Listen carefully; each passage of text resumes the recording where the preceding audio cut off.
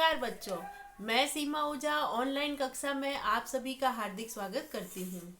हम राजनीति विज्ञान विषय के अंतर्गत पाठ 7 पढ़ रहे थे, संघवाद।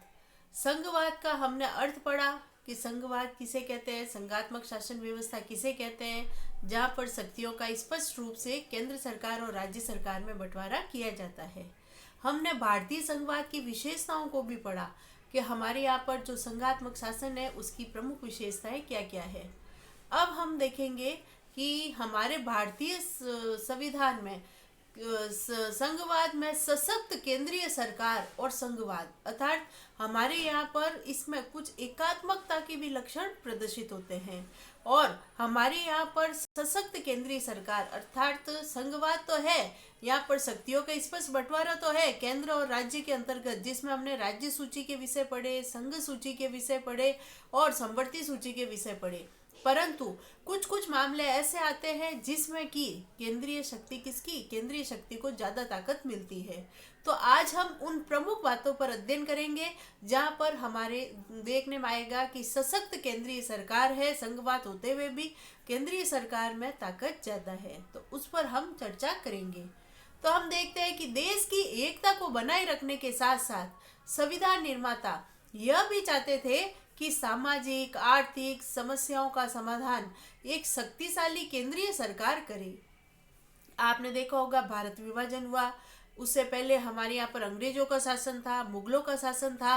तो हमने इतने बड़े गुलामी का औपनिवेशिक साम्राज्य हमने सहन किया। तो उसके बाद जब हमारा संविधान बना तो हमारे संविधान निर्माताओं ने दूरदर्शिता का परिचय देते हुए देश की एकता को बनाए रखने के लिए कि भाई देश के टुकड़े न हो, अगर भाषा के आधार पर, जाति के आधार पर, धर्म संप्रदाय के आधार पर अगर सारी शक्तियां राज्य सरकार को दे दी जाती तो अब तक मणिपुर, मिजोरम, त्रिपुरा, केरल, पंजाब इन सब के कभी के टुकड़े हो गए होते।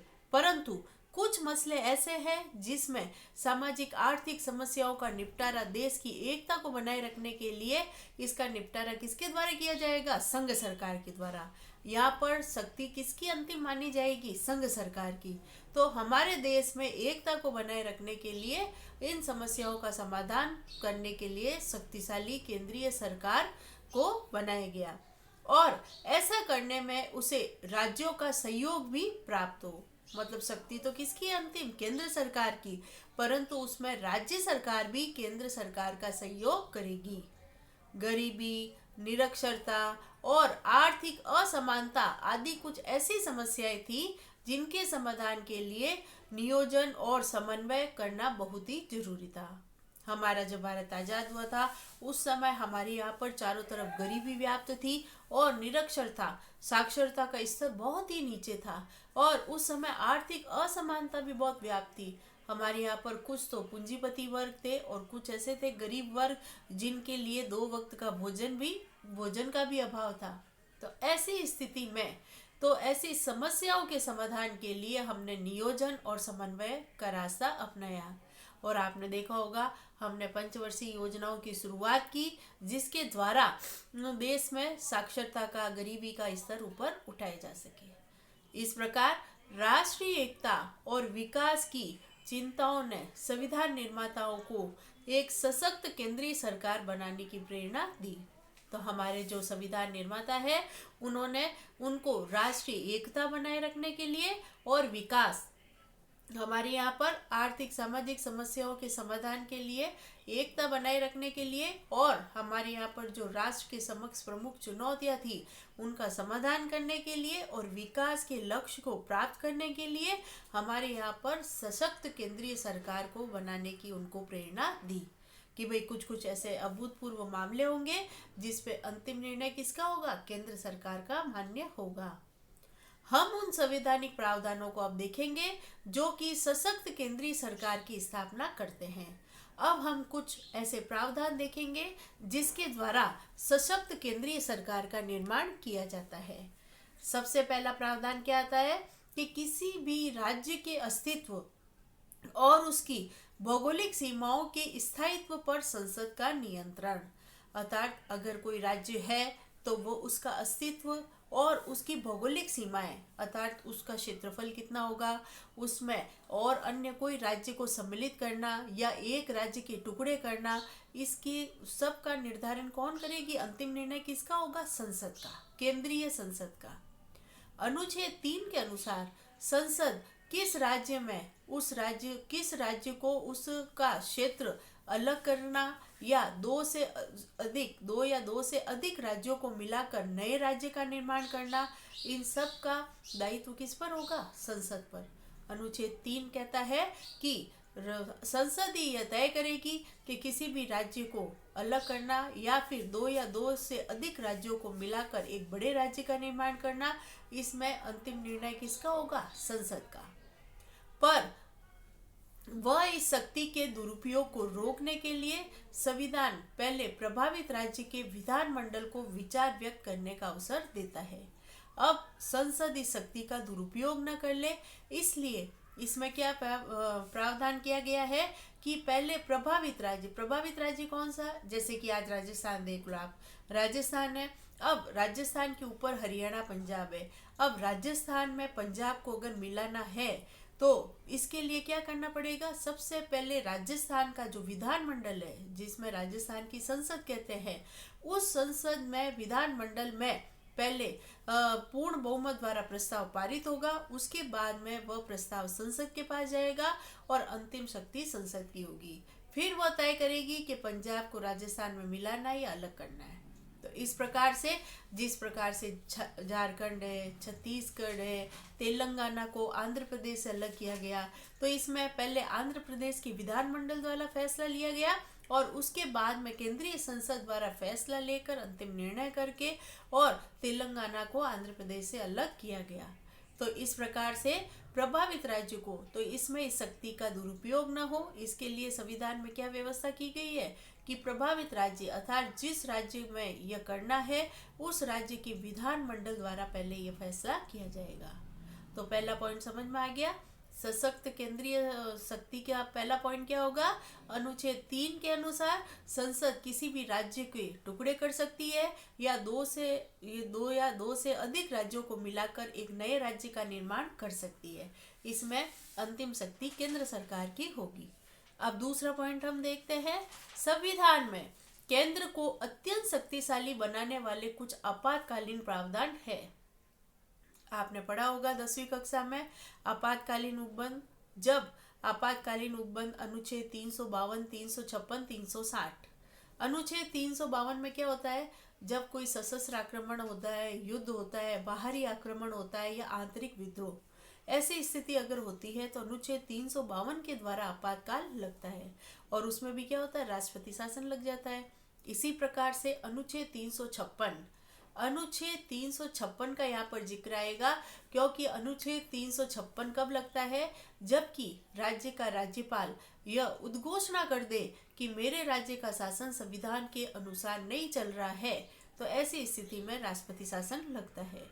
तो यहाँ पर जो सशक्त केंद्र सरकार का मुद्दा आएगा, तो यहाँ पर अनुच्छेद 356 की बात आएगी कि अनुच्छेद 356 द्वारा अगर राज्यपाल ये सूचित कर दे कि मेरे राज्य का शासन संविधान के अनुसार नहीं चल रहा है, तो राष्ट्रपति शासन लागू होगा, आपातकाल लागू होगा और उसमें राज्य के विधानमंडल को विघटन कर दिया जाता है और सारी शक्तियां केंद्रीय संसद और राष्ट्रपति के पास चली जाती है। तो इस प्रकार से आपातकालीन प्रावधान में भी केंद्र अत्यंत ही शक्तिशाली हो जाता है। हमारी संघीय व्यवस्था को एक अत्यधिक केंद्रीकृत व्यवस्था में बदल देता है। हमारी जो संघात्मक व्यवस्था है तो वह आपातकाल लगने के बाद में क्या हो जाती है? एक केंद्रीकृत व्यवस्था अर्थात एकात्मक व्यवस्था में बदल देता है। संसद को यह शक्ति भी प्राप्त होती है कि वह उस विषय पर कानून बना सके जो कि राज्य सरकार के अधिकार क्षेत्र में है। जब आपातकाल लागू होता है उस समय क्या होता है कि जो कानून बनाने का अधिकार विधानमंडल का होता है, वह अधिकार किसके पास चला जाता है? संसद के पास। और उस स्थिति में संसद राज्य सूची के विषय पर कानून बनाने का अधिकार प्राप्त हो जाता है और वह उसके ऊपर कानून बना सकती है। तीसरा हम बिंदु देखेंगे जिसमें हमारे पास आएगा, सामान्य स्थितियों में भी केंद्र के पास आय के अनेक संसाधन है। आज हम देखते हैं सामान्य स्थिति है, आपातकाल की स्थिति नहीं है, और सामान्य जब स्थिति है तब भी आय के बहुत सारे साधन ऐसे हैं जो कि किसके पास है, संसद के पास में है। राज्य अनुदानों और वित्तीय सहायता के लिए केंद्र पर आश्रित है। आज हम देखते हैं कि राज्य सरकारें हैं जहाँ पर स्वतंत्र अस्तित्व कायम है, परंतु वो राज्य सरकारें अपने वित्तीय अनुदानों और राज्य अनुदानों के लिए किस पर आश्रित है, केंद्र सरकार पर आश्रित है। दूसरी तरफ स्वतंत्रता के बाद भारत ने तेज आर्थिक प्रगति और विकास के लिए नियोजन का साधन के रूप में प्रयोग किया। इधर से तो क्या हो रहा है कि हम राज्य सरकारें अनुदानों के लिए केंद्र सरकार पर निर्भर है। इधर से हमारे यहाँ पर जब भारत स्वतंत्र हुआ था उस समय तेज आर्थिक विकास के लिए हम जो पिछड़ी हुई स्थिति थी, औद्योगिकरण कृषि के क्षेत्र में जो हमारी स्थिति पिछड़ी हुई थी, उसमें तेज दृष्टि से औद्योगिक और तीव्र आर्थिक विकास और प्रगति के लिए हमने किसका रास्ता अपनाया, नियोजन का। और नियोजन का प्रयोग करने के लिए फिर केंद्र पर निर्भरता बढ़ी, और इसके अंतर्गत नियोजन के कारण आर्थिक फैसले लेने के लिए ताकत केंद्र सरकार के हाथ में सिमट गई। जितने भी आर्थिक फैसले थे उसमें अंतिम निर्णय किसका हो गया था, केंद्र सरकार का। तो वापस यहाँ पर केंद्र सरकार की भूमिका में वृद्धि हुई। केंद्र सरकार द्वारा नियुक्त योजना आयोग राज्यों के संसाधन प्रबंधन की निगरानी करता है। हम देखते हैं केंद्र सरकार के द्वारा जो नियुक्त किया गया योजना आयोग है वो क्या करता है, राज्यों के प्रबंधन की, मतलब कि राज्यों के संसाधन का प्रबंधन। आज अपन देखते हैं, मैंने आपको बताया था कि हमारे यहाँ पर भारत में जैसे कि 29 राज्य है। अब इसमें से कुछ राज्य तो कैसे है, बहुत ही शक्तिशाली राज्य है, मतलब आर्थिक दृष्टि से बहुत ही ताकतवर है, और कुछ राज्य ऐसे हैं जो आर्थिक दृष्टि से बहुत ही पिछड़े हुए राज्य है। तो ऐसी स्थिति में संसाधनों का उचित वितरण कौन करता है, केंद्र सरकार। जहाँ पर जैसे कि हम देखते हैं कहीं पे तो खनिज कोयला है, पेट्रोलियम है और अन्य संसाधनों की बहुत सारी आपूर्ति है, और कुछ कुछ राज्य ऐसे हैं जहाँ पर इनका बहुत ही कम आपूर्ति है। तो इन स्थितियों में केंद्र सरकार ही उन संसाधनों को, राज्यों को उनके प्रबंधन की निगरानी करता है। इसके अलावा केंद्र सरकार अपने विशेषाधिकार का प्रयोग कर राज्यों को अनुदान और ऋण भी देती है। कई बार क्या होता है, केंद्र सरकार अपने विशेषाधिकार को, अपने विशेष अधिकार का प्रयोग करके जो राज्य है उनको अनुदान और ऋण देती है, उनकी पूरक मांगों को स्वीकार किया जाता है और संसद के द्वारा उनको उनके क्षेत्र के विकास के लिए ऋणों की व्यवस्था की जाती है। तो हम देखते हैं ये तीनों ही परिस्थितियों में क्या होता है कि राज्य सरकार किस पर निर्भर है, केंद्र पर। तो इसमें हमने ये तीनों स्थितियां देख ली कि भाई अगर युद्ध होगा, आंतरिक आपातकाल की स्थिति होगी, तब भी क्या होगा, राज्य सरकार की शक्तियां कम हो जाएगी, केंद्र की शक्तियां बलशाली हो जाएगी। और सामान्य स्थितियों में हम देखते हैं कि केंद्र सरकार आय के संसाधन के रूप में, अंतिम रूप से अनुदान के रूप में वित्तीय सहायता देने की शक्ति भी किसकी है, केंद्र सरकार की है। तो ये तीनों ही उदाहरण से द्वारा हमें पता चलता है कि किस प्रकार से सशक्त केंद्रीय तंत्र का निर्माण होता है। अब हम देखते हैं भारत में संघीय व्यवस्था में तनाव, कि भारत में जो संघीय शासन व्यवस्था है उसमें तनाव कैसे उत्पन्न होता है। उसके अंतर्गत हम इन 4 बिंदुओं पर चर्चा करेंगे। आपकी पुस्तक में आया हुआ है। सबसे पहला हम देखेंगे केंद्र राज्य संबंध। केंद्र राज्य संबंध आपको पता होगा, केंद्र सरकार केंद्र सूची के विषय पर कानून बनाएगी, राज्य सरकार राज्य सूची। दोनों की शक्तियां संविधान के द्वारा मिली है, दोनों ही अपने संविधान से प्राप्त शक्तियों का प्रयोग करते हैं। और आपको ढांचा भी स्पष्ट रूप से पता है कि जिसमें कि केंद्र में अगर कार्यपालिका है तो प्रधानमंत्री, राष्ट्रपति, मंत्रिपरिषद। राज्य की कार्यपालिका मुख्यमंत्री, मंत्रिपरिषद और राज्यपाल। इसी प्रकार से वहाँ पर संसद 2 सदन, लोकसभा राज्यसभा, और इधर विधानमंडल 2 सदन, विधानसभा विधान परिषद। वहाँ पर सर्वोच्च न्यायालय और राज्य सरकार में उच्च न्यायालय। तो ये स्पष्ट रूप से ये सब अपनी अपनी शक्तियों का प्रयोग करते हैं। परंतु फिर भी क्या होता है कि जो संघीय व्यवस्था है इसमें केंद्र राज्य संबंधों को लेकर तनाव उत्पन्न होता है। वो हम अभी विस्तृत रूप से पढ़ेंगे। उसके बाद में स्वायत्ता की मांग। काफ़ी राज्य ऐसे हैं जो केंद्र से अलग होकर, स्वतंत्र होकर रहना चाहते हैं और वो अपनी स्वायत्ता की मांग करते हैं। तीसरा बिंदु आएगा राज्यपाल की भूमिका और राष्ट्रपति शासन, कि भाई राज्यपाल की क्या स्थिति है, क्या भूमिका है, और राष्ट्रपति शासन के दौरान राज्यपाल की क्या स्थिति होती है, उसके बारे में हम पढ़ेंगे। और हमारा अंतिम बिंदु आएगा नवीन राज्यों की मांग, अर्थात नवीन राज्यों की मांग के कारण भी क्या होता है, भारतीय संघवाद में तनाव उत्पन्न होता है। तो हम सबसे पहले पढ़ेंगे केंद्र राज्य संबंध, कि भाई केंद्र राज्य संबंध के अंतर्गत क्या तनाव की स्थिति उत्पन्न होती है। तो संविधान में केंद्र को अधिक शक्तियां दिए जाने के कारण केंद्र राज्य संबंध में अक्सर तनाव बना रहता है। संविधान के द्वारा क्या हो गया, ज्यादा शक्ति, अंतिम शक्ति किसको दी गई है, केंद्र को। और हमने स्टार्टिंग में ही पढ़ लिया था कि अंतिम शक्ति केंद्र को क्यों दी गई है, देश की एकता को बनाए रखने के लिए, देश में शांति और सुरक्षा को बनाए रखने के लिए। तो इसलिए अंतिम शक्ति और ज्यादा शक्ति किसको दी गई है, केंद्र को। तो इस कारण से भी केंद्र राज्य में अक्सर क्या होता है, तनाव होता है। ऐसे कई राज्य हैं जो अधिक अधिकार और स्वायत्ता की मांग करते हैं। हमारे यहाँ पर भारत में ऐसे अनेक राज्य हैं जो कि अपने हितों की रक्षा के लिए अधिक से अधिक अधिकार की मांग और केंद्र से अलग पृथक अस्तित्व के लिए स्वायत्ता की मांग कर रहे हैं। राज्य अपने हितों के लिए कई प्रकार की मांगे करते हैं। राज्य अपने हितों की रक्षा के लिए, सुरक्षा के लिए बहुत सारी मांगे रखते हैं। 1950 तथा 1960 के दशक के प्रारंभिक वर्षों में हम देखें तो जवाहरलाल नेहरू ने भारतीय संघीय व्यवस्था की नींव रखी थी। हमारे भारत के प्रधानमंत्री प्रथम कौन थे, जवाहरलाल नेहरू। तो इन्होंने 1950 से 1960 के दशक में सबसे पहले भारतीय संघवाद की नींव रखी। इस दौरान केंद्र और राज्यों में कांग्रेस का वर्चस्व था। हमारे यहाँ पर सबसे पहले प्रमुख दल के रूप में उभरा तो वो कौन उभरा, कांग्रेस। क्योंकि आपको पता होगा स्वतंत्रता आंदोलन के समय एकमात्र जो राजनीतिक दल था वो कौन था, कांग्रेस था। तो कांग्रेस बहुत ही बलशाली नेतृत्व के रूप में उभरा और शुरू के समय में पूर्ण बहुमत के आधार पर कांग्रेस ही आया।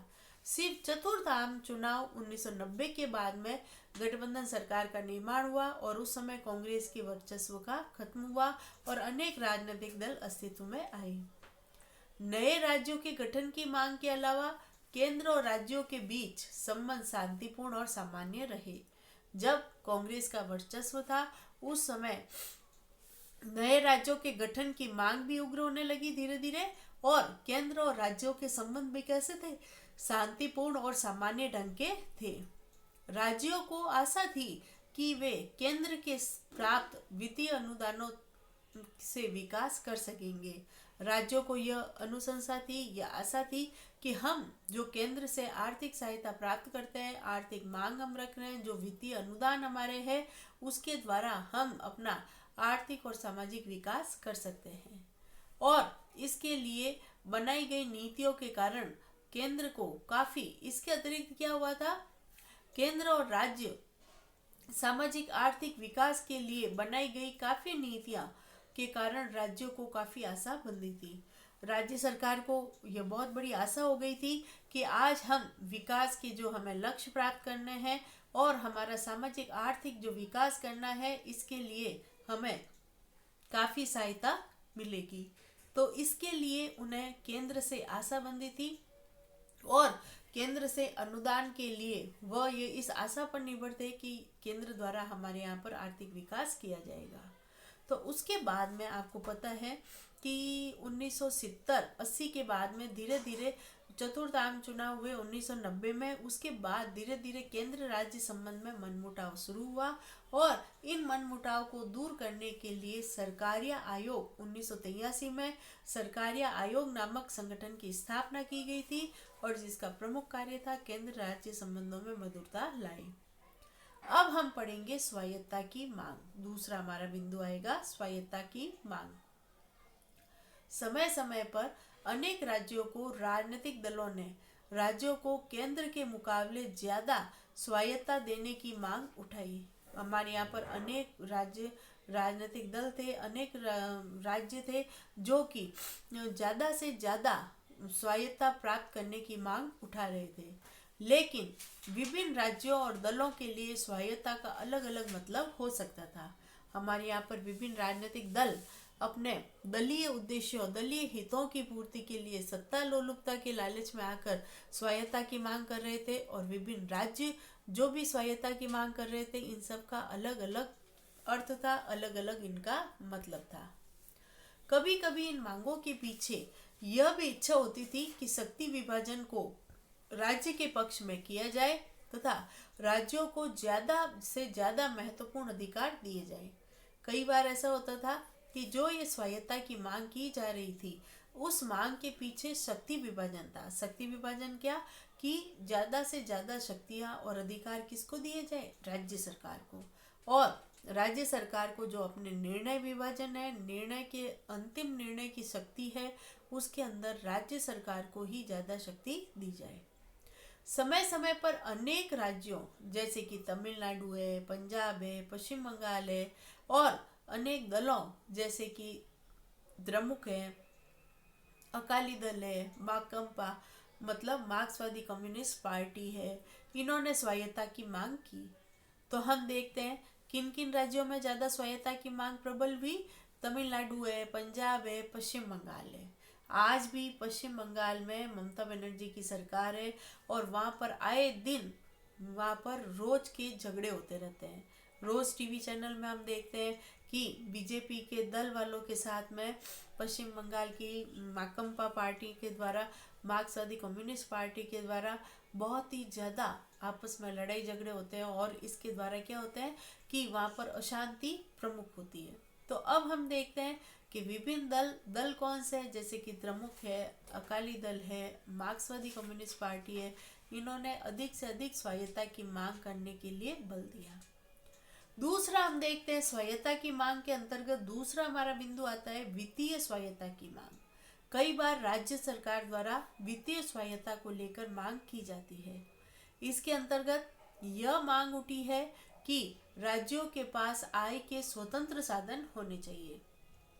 कई बार राज्य सरकारों द्वारा बार बार यह मांग प्रबल होती है, यह मांग उठती है कि राज्य सरकार के पास में आय के साधन स्वतंत्र होने चाहिए, और संसाधनों पर उनका ज़्यादा से ज़्यादा नियंत्रण होना चाहिए। हम देखते हैं संसाधनीय नियंत्रण के अंतर्गत केंद्र सरकार यह उचित बंटवारा करती है, उचित निर्णय लेती है कि कहाँ पर जिन राज्यों में संसाधनों की आपूर्ति कम है तो वहाँ पर उनकी आपूर्ति कराई जाए। तो इस संबंध में संसाधनों पर उनका ज़्यादा नियंत्रण हो और आय के साधन अंतिम रूप से उनके पास हो, तो इसके लिए भी वह वित्तीय स्वायत्तता की मांग करते हैं। 1977 में पश्चिम बंगाल की वामपंथी सरकार ने और तमिलनाडु और पंजाब की स्वायत्तता की मांगों ने भी ज़्यादा वित्तीय अधिकार हासिल करने की मंशा छुपी है। अगर हम 1977 का देखते हैं तो पश्चिम बंगाल में जो वामपंथी सरकार थी वह तमिलनाडु और पंजाब में भी स्वायत्तता की मांग की जाती रही है, और यह अधिक से अधिक स्वायत्तता की मांग वित्तीय स्वायत्तता की मांग पर छिपी हुई थी। वित्तीय अधिकार हासिल करने के लिए इनकी यह मांग छुपी हुई थी। अब हम देखते हैं प्रशासकीय स्वायत्तता की मांग। प्रशासन में अपनी भागीदारी, अपना पल्ला भारी करने के लिए भी मांग की गई। स्वायत्तता की मांग का तीसरा पहलू आता है प्रशासकीय शक्तियों से संबंधित है। प्रशासकीय शक्तियों में विभिन्न राज्य प्रशासनिक तंत्र पर केंद्रीय नियंत्रण से नाराज रहते हैं। कई बार क्या होता है, स्वायत्तता की मांग के अंतर्गत विभिन्न राज्य है वो प्रशासनिक नियंत्रण में, जो केंद्र के ऊपर उनका जो नियंत्रण है उसके ऊपर वो अगर कोई राज्य, किसी राज्य की ज़्यादा भागीदारी होती है, कोई राज्य केंद्र पर ज़्यादा अपना नियंत्रण प्रभाव रखता है, तो जो अन्य राज्य है वो इस चीज़ से नाराज रहते हैं। तो प्रशासनिक क्षेत्र में अगर केंद्र किसी राज्य विशेष पर ज़्यादा ध्यान दे, किसी राज्य विशेष पर ज़्यादा अनुदान दे, उसमें ज़्यादा भागीदारी रखे, तो भी अन्य जो राज्य हैं वह इस चीज़ को लेकर नाराज होते हैं। तो इस चीज़ को लेकर भी उनमें स्वायत्तता की मांग उठती है। अगली आती है सांस्कृतिक और भाषाई स्वायत्तता की मांग। तो स्वायत्तता की मांग सांस्कृतिक और भाषाई मुद्दों से भी जुड़ी हुई होती है। तमिलनाडु में हिंदी के वर्चस्व का विरोध और पंजाब में पंजाबी भाषा और संस्कृति के प्रोत्साहन की मांग इसके कुछ उदाहरण हैं। हम देखते हैं कि तमिलनाडु में क्या हिंदी के वर्चस्व का विरोध किया जाता है, वहाँ पर तमिल भाषा और मलयालम तेलुगु भाषा इस पर ज़्यादा बल दिया जाता है कि वहाँ पर इस चीज़ को राष्ट्रभाषा के रूप में स्वीकार किया जाए, उसी लैंग्वेज में कार्य किया जाए, सारे सरकारी कामकाज उसी लैंग्वेज में हो। तो हिंदी के वर्चस्व का वहाँ पर हमेशा से विरोध रहा है। इसी प्रकार पंजाबी में पंजाबी भाषा को लेकर और संस्कृति को प्रोत्साहन करने की मांग इसके कुछ उदाहरण हैं। तो हमने देख लिया स्वायत्तता की मांग के अंतर्गत हमने देख लिया किस प्रकार से भारतीय क्षेत्र में स्वायत्तता को लेकर केंद्र राज्य के संबंध में तनाव उत्पन्न होता है। तो उसमें हमने देख लिया वित्तीय स्वायत्तता देख लिया, प्रशासनिक स्वायत्तता देख लिया, भाषाई और सांस्कृतिक स्वायत्तता देख लिया। इसके आधार पर केंद्र राज्य संबंधों में तनाव अक्सर उत्पन्न होता है। अब हमारा तीसरा बिंदु आता है राज्यपाल की भूमिका और राष्ट्रपति शासन, कि भाई राज्यपाल की क्या भूमिका होती है और राष्ट्रपति शासन के अंतर्गत किस प्रकार से केंद्र राज्य संबंधों में तनाव उत्पन्न होता है। तो राज्यपाल की भूमिका केंद्र और राज्यों के बीच में हमेशा से ही विवाद का विषय रही है। राज्यपाल की जो भूमिका है वह उसकी भूमिका को लेकर केंद्र और राज्य सरकार के बीच में हमेशा से ही क्या रहा है, विवाद रहा है। राज्यपाल निर्वाचित पदाधिकारी नहीं होता है। अधिकतर राज्यपाल सेवानिवृत्त सैन्य अधिकारी, लोक सेवक या राजनीतिज्ञ हुए हैं। राज्यपाल क्या होता है, निर्वाचित पदाधिकारी नहीं होता है, बल्कि वह क्या होता है, सेवानिवृत्त सैन्य अधिकारी होता है, या फिर लोक सेवक होते हैं, या फिर राजनीतिज्ञ होते हैं। और आपको पता होगा राज्यपाल की नियुक्ति भी कौन करता है, राष्ट्रपति। फिर भी राज्यपाल की नियुक्ति केंद्र सरकार द्वारा होती है, जबकि केंद्र और राज्य में अलग अलग दल समूह सत्तारूढ़ होते हैं, तब राज्यपाल की भूमिका और भी विवादास्पद हो जाती है। हम देखते हैं राज्यपाल शासन किस में करता है, राज्य सरकार का, बल्कि उसकी नियुक्ति किसके द्वारा की जाती है, राष्ट्रपति द्वारा। और राज्यपाल अपने कर्तव्यों का निर्वहन भी, मतलब अगर उसको उसके पद से हटाना है तो उसकी अंतिम शक्ति भी किसके पास है, केंद्र सरकार के पास। तो इस समय इनकी स्थितियों में बहुत ही तनाव आता है, परंतु इनमें तनाव उत्पन्न ज़्यादा कब होता है, जब केंद्र और राज्य में अलग दल की सरकार हो। अगर केंद्र में बीजेपी है, राज्य में कांग्रेस है, और ऐसी स्थिति में राज्यपाल की भूमिका और स्थिति बहुत ही विवादास्पद हो जाती है। केंद्र राज्य संबंधों की जड़ें मसलों की पड़ताल के लिए केंद्र सरकार द्वारा 1983 में एक आयोग बनाया गया। केंद्र सरकार और राज्य सरकार के संबंधों में सुधार करने के लिए, उनके विवादों का हल करने के लिए और उनके संबंधों में मधुरता लाने के लिए 1983 में एक आयोग की स्थापना की गई थी, जिसका नाम था सरकारिया आयोग।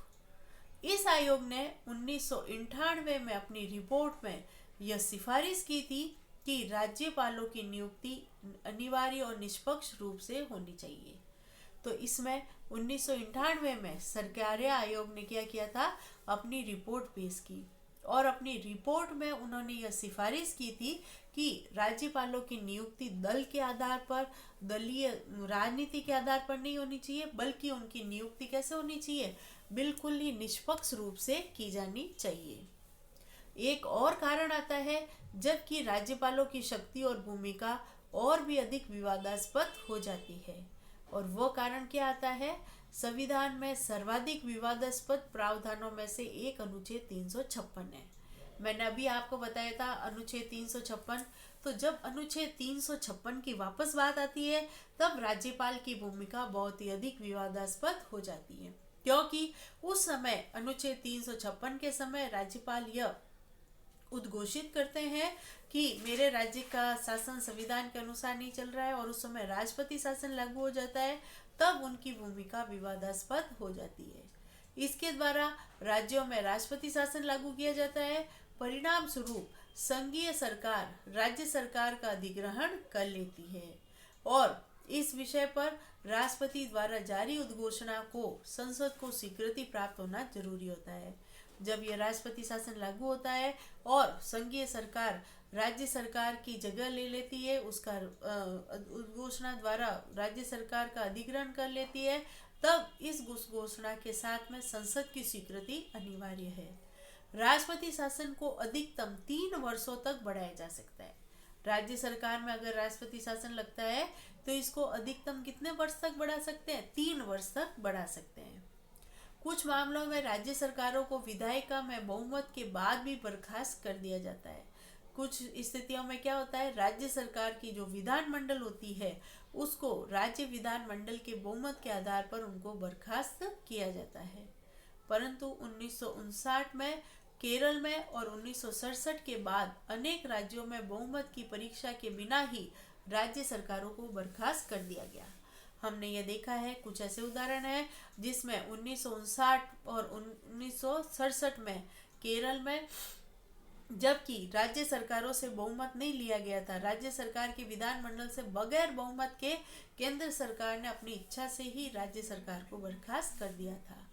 कुछ मामले सर्वोच्च न्यायालय में भी गए और सर्वोच्च न्यायालय ने फैसला दे दिया कि राष्ट्रपति शासन लागू होने के निर्णय की संवैधानिक जांच की पड़ताल न्यायालय कर सकता है। और इसमें अंतिम निर्णय भी क्या हुआ कि यह विवाद जब ज़्यादा बढ़ गया तो इसमें जब ज़्यादा मनचाहे रूप से राज्य केंद्र सरकार द्वारा राज्य सरकार में हस्तक्षेप किया गया, तो ऐसी स्थिति में सर्वोच्च न्यायालय ने यह निर्णय दिया कि राष्ट्रपति शासन की संवैधानिकता की जांच कराई जाएगी और उस जांच पड़ताल से यह निर्णय लिया जाएगा कि क्या यह न्यायालय द्वारा यह निर्णय लिया जाएगा कि क्या राष्ट्रपति शासन उचित है या अनुचित, और इसको बढ़ाना भी उचित है या अनुचित। तो इसमें अंतिम निर्णय किसका होगा? उचित सर्वोच्च न्यायालय का मान्य होगा। तो इस प्रकार से हमने ये सारे बिंदु देखे जिसमें केंद्र राज्य संबंधों के बीच में तनाव उत्पन्न होता है और केंद्र सरकार को अंतिम शक्ति प्राप्त होती है, जिससे सशक्त केंद्रीय सरकार, या हम कहते हैं कि हमने शासन के एकात्मक लक्षण यहाँ पर इकट्ठे हो जाते हैं। तो ये सब जिससे कि केंद्र सरकार बलशाली होती है, इन उदाहरणों को हमने देखा। आगे इसमें कुछ बिंदु रह गए हैं, 2-3 पॉइंट और इस पार्ट के रह गए हैं, वो हम अगले वीडियो में करेंगे। तब तक आप इसे अच्छे से पढ़ना। धन्यवाद।